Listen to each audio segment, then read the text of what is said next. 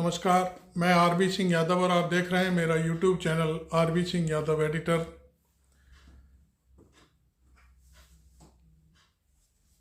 भारत सरकार का, खास तौर पर बीजेपी का, एसबीआई की खबर का जो सुप्रीम कोर्ट में कल हुआ था वो कांड पीछा नहीं छोड़ रहा है। एसबीआई की डांट फटकार को और उसकी खबर को पीछे धकेलने के लिए कल सरकार ने सीएए की एक अधिसूचना जारी कर खबर को बिल्कुल पर्दे के पीछे कर दिया और खबर आज फिर ना कहीं पहले पन्ने पर आ जाए किसी अखबार के। इसके लिए हरियाणा के मुख्यमंत्री खट्टर की बलि ले ली गई और उन्हें सवेरे मुख्यमंत्री पद से इस्तीफा दिलवाया गया उनसे। और उसके बाद अभी शाम 5 बजे जब मैं ये वीडियो रिकॉर्ड कर रहा हूँ, नए मुख्यमंत्री के रूप में नायब सिंह सैनी को हरियाणा का नया चीफ मिनिस्टर बनाकर शपथ ग्रहण करा दी गई। ये शाम 5 बजे की घटना है और उनके साथ 5 मंत्रियों को भी मंत्री बनाया गया है। खास तौर पर सबसे बड़ी बात यह है कि भारतीय जनता पार्टी क्यों घबराई हुई है। नई नई हेडलाइन देने के लिए वो रोजाना कोई न कोई बड़े बड़े काम कर रही है, बड़ी बड़ी सूचनाएं दे रही है मीडिया को, जिससे एसबीआई का जो मसला है वो जनता के सामने ना आ जाए कि बॉन्ड से किस किस ने चंदा दिया, ये सारी चीज़ें। और वो भी कल तक जो सुप्रीम कोर्ट में जब कल सुनवाई थी उसकी डांट फटकार की खबर बाहर ना आए। हालांकि आज शाम 5 बजे तक एसबीआई को चुनाव आयोग के सामने पूरा ब्यौरा देना है। अभी इस बात पर हम बाद में चर्चा करेंगे कि एसबीआई ने क्या किया, लेकिन अब हम हरियाणा के साथ साथ एनसीआर का मतलब दिल्ली के आसपास 300 किलोमीटर के दायरे में जो जाट राजनीति है उसे ध्वस्त करने का किस तरह से भारतीय जनता पार्टी ने प्लान तैयार किया है वो हम आपके सामने प्रस्तुत करेंगे। आप मेरे वीडियो को ध्यान से सुनिए और पूरी बात समझने की कोशिश करिए। चैनल को सब्सक्राइब करना भी ना भूलें, जिससे आपको पूरी बात समझ आए और आगे भी हम अपने इस तरह के वीडियो आपके सामने पेश करते रहें। तो कुल मिलाकर के आज मैं हरियाणा के बहाने पूरे एनसीआर इलाके में 300 किलोमीटर में फैले जाट समुदाय को किस तरह से तोड़ मरोड़ कर रखा गया है और फूट डालकर राज करने की जो स्थिति सामने आई है वो आपके सामने रखूँगा अपने एनालिसिस में। आप पूरा देखिए, मज़ा आएगा। देखिए, मैं आपको बता दूं, मोदी सरकार ने जो भारत रत्न का खेल था वो सबसे पहले प्रयोग किया जाट राजनीति को तोड़ने के लिए। जयंत चौधरी को अपने पाले में लिया। जबकि जयंत चौधरी जब समाजवादी पार्टी के साथ थे तब उन्हें राज्यसभा का मेंबर बनाया गया और वर्तमान चुनाव के लिए अखिलेश यादव ने यह तय कर लिया था कि हम आपको 7 सीटों पर चुनाव लड़ाएंगे। पश्चिमी उत्तर प्रदेश की 7 सीटें बहुत मायने रखती हैं। लेकिन जयंत चौधरी के दादा को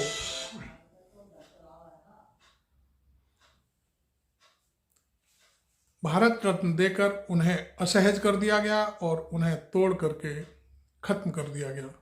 उनकी पार्टी को शायद 2 सीटें दी हैं और उन 2 सीटों तक ही जयंत चौधरी सिमट कर रह गए।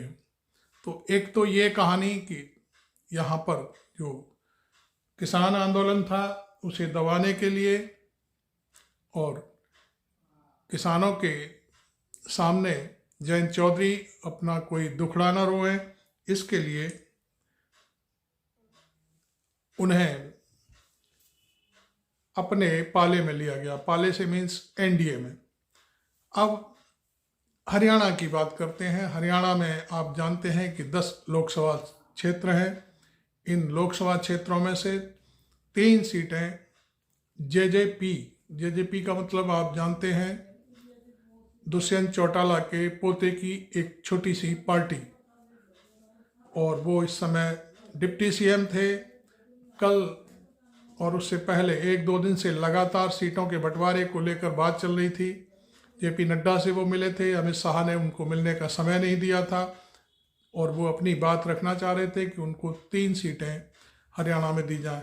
लेकिन भारतीय जनता पार्टी एक भी सीट देने को तैयार नहीं थी, क्योंकि पिछले 2019 के चुनाव में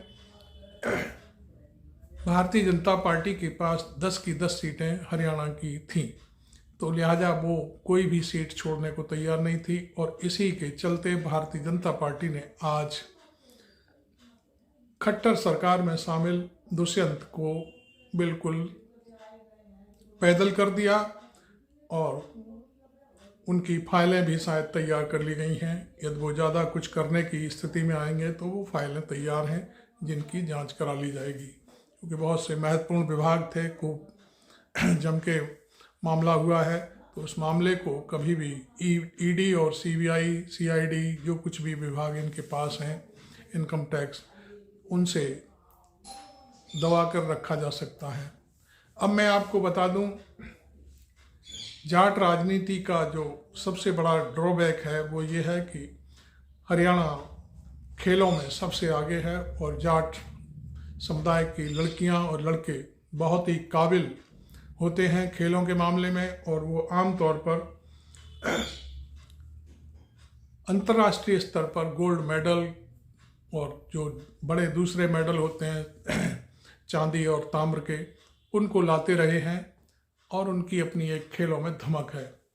तो उस दौरान उस खेलों की श्रृंखला से हटाने के लिए एक उत्तर प्रदेश से अपने सांसद को कुश्ती महासंघ का अध्यक्ष बनाया, और उसके जरिए उन लड़कियों को परेशान किया गया, और अंत में यही हुआ कि वो लड़कियां, आंदोलन भी चला, सारी चीज़ें हुई, आपके सामने है। नई संसद के उद्घाटन के समय उनके सिर पर जूतों से पुलिस के द्वारा मार लगवाई गई। तब से भारतीय जनता पार्टी ये सोच रही थी कि शायद जाट समुदाय के लोग नाराज़ हैं और वो शायद हरियाणा में वोट नहीं देंगे। वैसे भी हरियाणा में इनकम्बेंसी फैक्टर चल रहा है, खट्टर ने कोई काम नहीं किया, और आमतौर पर आपको मालूम है कि हरियाणा जाट बाहुल्य इलाका होते हुए भी हुड्डा के बाद वहाँ पर कोई भी जाट सीएम नहीं बना है, और सीधे बीजेपी ने खट्टर को अपना सीएम बना दिया था। अब सवाल उठता है, मेरा कहने का अर्थ यह है कि जाटों के वोटों के बंटवारे के लिए आज ये खेल खेला गया है, और यह खेल मैं समझता हूँ कई महीने से चल रहा था, उसे आज पूरी तरह से पूर्ण कर दिया गया। उनका सोचना है कि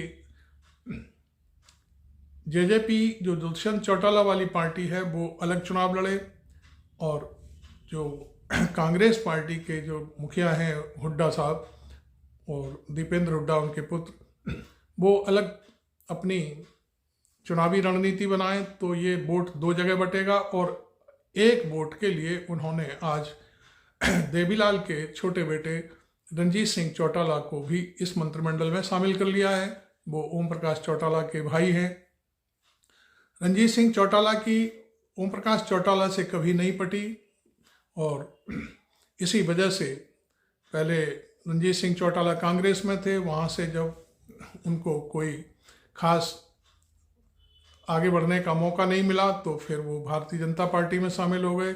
लेकिन अब अभी भी वो भारतीय जनता पार्टी में नहीं है, वो सिरसा की एक सीट है, उससे विधायक हैं और निर्दलीय रूप में खुद जीत करके आए हैं। आज उनका कद बढ़ाने के लिए भारतीय जनता पार्टी ने उन्हें जो 5 मंत्री बने हैं नायब सिंह मुख्यमंत्री के साथ, उनमें शामिल किया है। तो कहने का अर्थ है कि जाट राजनीति को खासतौर पर चौटाला या कहें देवीलाल जी की जो विरासत है उसको समेटने के लिए, उस पर कब्जा बनाए रखने के लिए रणजीत सिंह चौटाला को आगे बढ़ाया गया है। तो इस तरह से जब ये 3-3 लोग हो जाएंगे तो फिर जाटों का वोट निश्चित तौर पर बटेगा और भारतीय जनता पार्टी 10 की 10 सीटों पर फिर चुनाव जीत जाएगी, ऐसा भारतीय जनता पार्टी का सोचना है। और इसी के चलते उन्होंने नायब सिंह सैनी को मुख्यमंत्री बनाया है। रेवाड़ी से एक दलित चेहरा है डॉक्टर बनवारी, और एक भिवानी से हैं, और सिरसा से ये रणजीत सिंह चौटाला हो गए, और एक ब्राह्मण हैं जो बल्लभगढ़ सीट है फरीदाबाद की, वहाँ से, और एक चेहरा उन्होंने गुर्जर दिया है जो उत्तर प्रदेश से सटी हुई सीट है यमुनानगर की। तो इस तरह से मंत्रिमंडल का विस्तार हो गया है। और एक सबसे बड़ी कहानी बस उनके सामने यही है कि जाटों की राजनीति में फूट डालो राज करो की कहानी बनी रहे। इसलिए जाटों का अब कोई बड़ा नेता सामने नहीं आ जाए, जाट नेतृत्व ना संभालना शुरू कर दे, इसकी वजह से ये सारा खेल रचा गया है। हालांकि मैं आपको बता दूं एक दूसरी कहानी, कल गुड़गांव में जो हाईवे का उद्घाटन किया था उस समय, आज तो वो चीफ मिनिस्टर से उतार कर फेंक दिए गए, और कल उनकी बड़ी बड़ी बढ़ाइयाँ की जा रही थी कि उनके पास एक मोटरसाइकिल थी। मैं खट्टर की बात कर रहा हूँ। खट्टर और मैं दोनों ही बात करते थे, रोहतक से गुड़गांव आया करते थे, मैं उनकी मोटरसाइकिल पर बैठ के आता था। ये मोदी जी का एक वीडियो वायरल हो रहा है जो कल उन्होंने वहाँ सभा में कहा था। लेकिन कल जिस खट्टर को उन्होंने उनके साथ अपने संबंधों की बात कही थी, आज वही खट्टर उनके लिए दूध में मक्खी जैसे बन गए और उनको निकाल करके बाहर फेंक दिया गया। हालांकि मंत्रिमंडल के विस्तार में अनिल विज को भी आना था, जो अनिल विज गृह मंत्री थे अभी पिछली सरकार में, खट्टर सरकार में गृह मंत्री थे हरियाणा के, वो नहीं आए। इसका मतलब वो नाराज हैं। इस तरह से मैं समझता हूँ कि भारतीय जनता पार्टी की जो 400 पार का नारा है वो मुझे पूरी तरह से खोखला लग रहा है, क्योंकि जब 400 सीटें आने का पूरा भारतीय जनता पार्टी को ये अपना कहना चाहिए अंदाजा है कि हम 400 सीटें लाएंगे अगले 2024 के लोकसभा में, तो फिर ये इस तरह की तोड़ फोड़ और ये सारी चीज़ें क्यों हो रही हैं। भारतीय जनता पार्टी भीतर से हिली हुई है, क्योंकि एक तरफ राहुल गांधी की भारत जोड़ो न्याय यात्रा चल रही है, दूसरी तरफ भारतीय जनता पार्टी में असंतोष गहराता जा रहा है। अब मैं आपको बता दूं कि अभी ब्रजेंद्र सिंह ने जो सांसद हैं हरियाणा से, उनकी टिकट काटी है, और क्या नाम है उसका, राजस्थान से भी कल एक विधायक ने सांसद ने इस्तीफा दिया है जो कांग्रेस में शामिल हो गया है।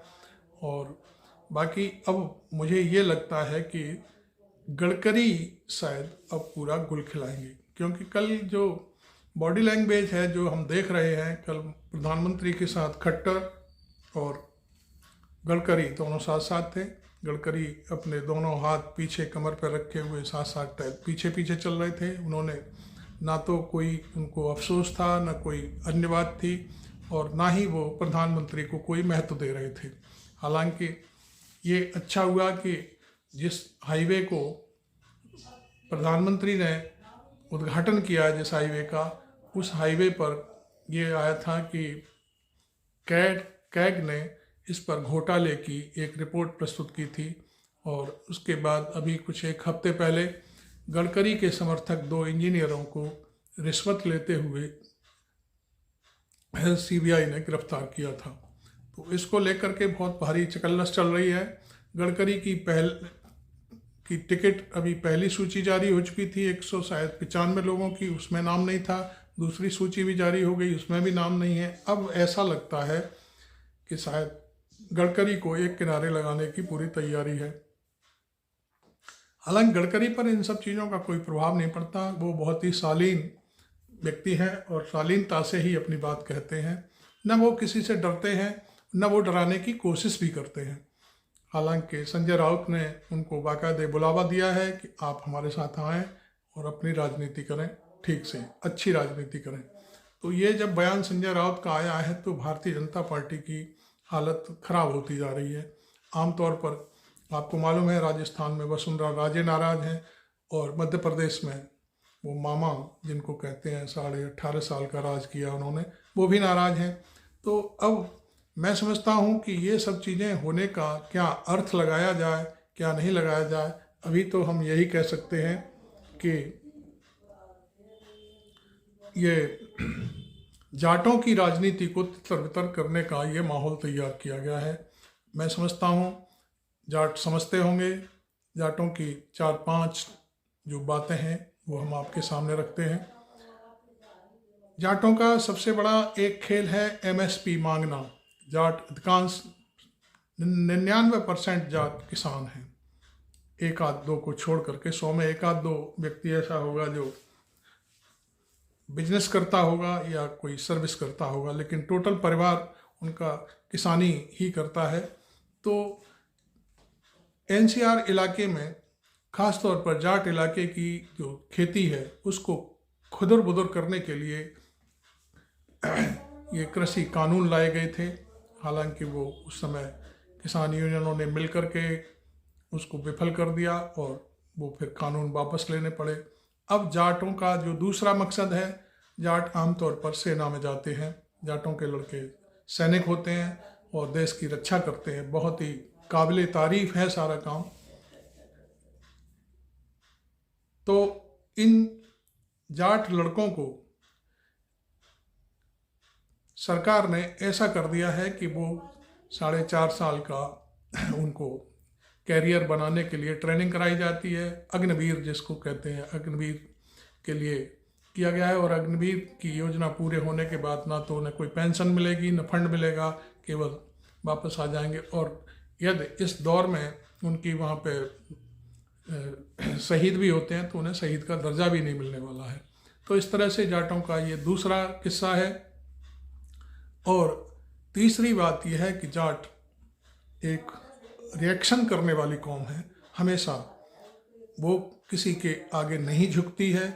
तो ये कमज़ोर करने की कहानियां हैं। खेतीबाड़ी के लिए खेतीबाड़ी वाला जो कानून था वो उससे ख़त्म किया जाए और